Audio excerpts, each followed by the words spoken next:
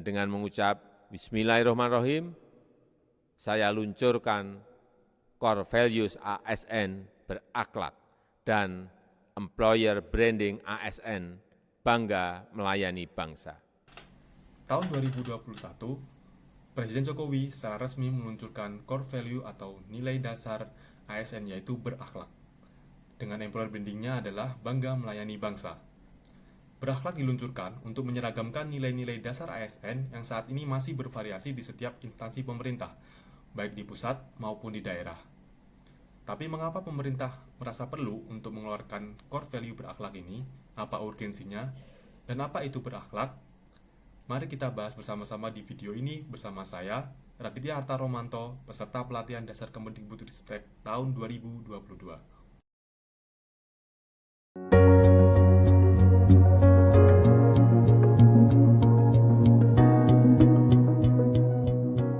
Laporan Institute for Management Development (IMD) World Competitive Yearbook tahun 2022 menyebutkan daya saing Indonesia saat ini berada di peringkat 44. Ini menurun dari tahun kemarin yang berada di peringkat 37.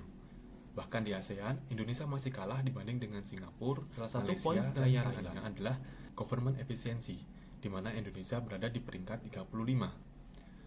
Data ini menunjukkan bahwa Indonesia kurang efisien dalam menjalankan pemerintahannya. Selain itu, data ini juga merupakan salah satu indikator untuk investor menentukan apakah dia akan menanamkan modalnya di suatu negara atau tidak. Sehingga dikhawatirkan, jika nilai Indonesia tidak cukup baik, maka jumlah investasi yang akan masuk ke Indonesia juga akan menurun. Saat ini, perkembangan teknologi juga sangat cepat, dimulai dari perkembangan internet, perkembangan artificial intelligence, data science, media sosial, cybersecurity, dan lain-lain. Hal ini juga akhirnya berdampak pada perkembangan VUCA yang sangat cepat. VUCA sendiri ini adalah volatility, gejolak, uncertainty, ketidakpastian, complexity, kekompleksan, dan ambiguity. Untuk mengejar ketertinggalan dan supaya Indonesia dapat bersaing di era globalisasi ini, maka pemerintah menjalankan transformasi di berbagai bidang, mulai dari transformasi organisasi, transformasi SDM, hingga transformasi sistem kerja. Hal ini ditujukan supaya Indonesia dapat mencapai target birokrasi berkelas dunia pada tahun 2024. Transformasi SDM ini dilakukan dengan meluncurkan core value berakhlak untuk mendorong ASN supaya lebih profesional dalam memberikan pelayanan kepada masyarakat. Berakhlak itu merupakan suatu akronim dari berorientasi pelayanan, akuntabel, kompeten, harmonis, loyal, adaptif, dan kolaboratif. Berorientasi pelayanan, yaitu dengan afirmasinya adalah keinginan memberikan pelayanan prima demi kepuasan masyarakat. Kata kuncinya adalah responsivitas, kualitas, dan kepuasan. Paduan perilaku pada berorientasi pelayanan ini adalah memahami dan memenuhi kebutuhan masyarakat, ramah, cekatan, solutif, dan dapat diandalkan, lalu melakukan perbaikan tiada henti. Core value yang kedua adalah akuntabel. Di sini, afirmasinya adalah bertanggung jawab atas kepercayaan yang diberikan.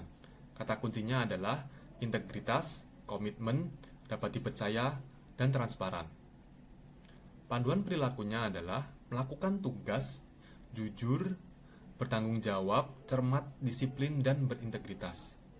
Menggunakan kekayaan dan barang milik negara secara bertanggung jawab, efektif dan efisien, dan tidak menyalahgunakan kewenangan jabatan.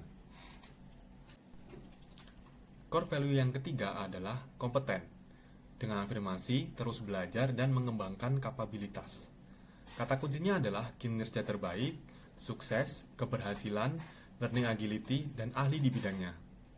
Panduan perilakunya adalah meningkatkan kompetensi diri untuk menjawab tantangan yang selalu berubah, membantu orang lain belajar, dan melaksanakan tugas dan kualitas terbaik. Lalu selanjutnya, core value yang keempat adalah harmonis. Dengan afirmasinya yaitu saling peduli dan menghargai perbedaan. Kata kuncinya adalah peduli, perbedaan, dan selaras. Panduan perilakunya, yang pertama menghargai setiap orang apapun latar belakangnya, suka menolong orang lain, dan membangun lingkungan kerja yang kondusif.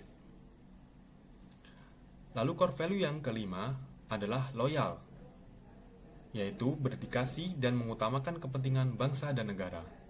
Kata kuncinya adalah komitmen, dedikasi, kontribusi, nasionalisme, dan pengabdian. Panduan perilakunya yaitu memegang teguh ideologi Pancasila, UUD 1945, NKRI, serta pemerintahan yang sah, menjaga nama baik ASN, pemimpin, instansi, dan negara, dan yang terakhir adalah menjaga rahasia jabatan dan negara.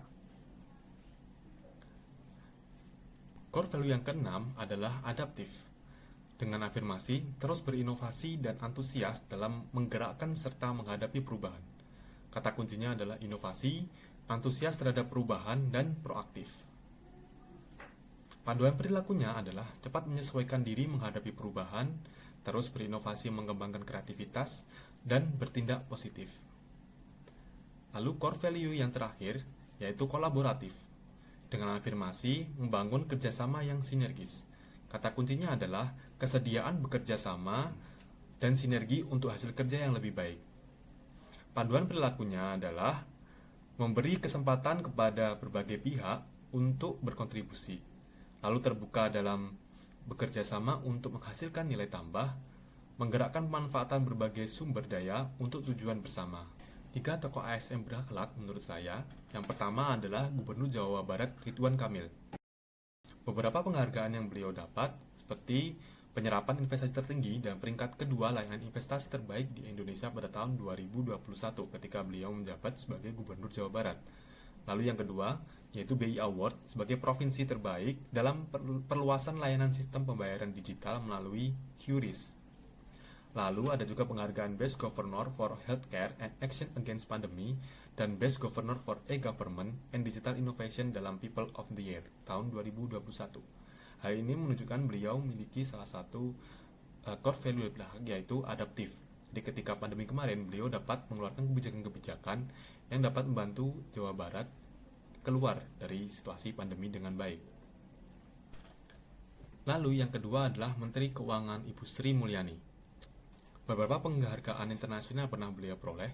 Yang pertama adalah Finance Minister of the Year for East Asia Pacific pada tahun 2020 dan 2018 dari majalah Global Market. Selain itu, beliau juga pernah mendapatkan penghargaan kepemimpinan dan layanan dari The Institute of International Finance pada tahun 2021. Lalu pada tahun 2012, beliau juga pernah mendapatkan predikat sebagai menteri terbaik di dunia dalam acara World Government Summit di Uni Emirat Arab. Dari sini kita bisa melihat bahwa Ibu Sri Mulyani memiliki core value berakhlak, yaitu kompeten, di mana beliau diakui secara internasional yang kita dapat lihat dari penghargaan-penghargaan yang beliau capai. Lalu yang ketiga adalah mantan Menteri Kelautan dan Perikanan, yaitu Ibu Susi Pujiastuti.